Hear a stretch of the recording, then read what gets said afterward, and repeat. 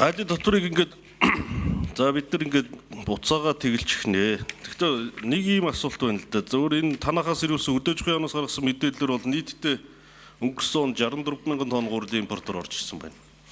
За энэний чи 30% нь Сэлэнгэр буюу хойтлын бомбоор орж ирсэн байна. Хоёр бомбоор Сүхбаатар бомб юу хоёроор гол нь нөгөө миний хэлэх гээд байгаа санаа Оросын албаны улсаас бид нар энэ айлын доторыг тэгэлсэн асуудал бол ерөөсөө баруун аймагуудынхны хүнсний гол нэрийн бүтээгдэхүүн болох гурилын өнөсөд байгаа учраас ийм асуудал гарч байгаа. Улаанбаатар хот дахь үйлдвэрлэлээс гарч байгаа үн бол хямдхан байгаа. 1500-аас 1800-ийн хооронд. За эндээс Баян Хөлгийн ховдгоо болтор руу тээвэрлээд очиход 1 кг гурил яг нэг дахин өнөсөж байгаа тээврийн зардалтаа.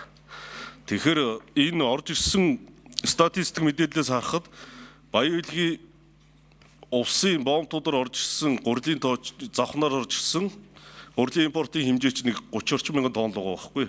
Тэгэхээр ингэж тэр бүс нутгийнхныг эргүүлээд одоо гол нэрийн бүтээгдэхүүний үнийн хүндрэл эрсдэлд оруулж яхаар хүнсний аюулгүй байдлаар энийг зохицуулаад явж болохгүй мó.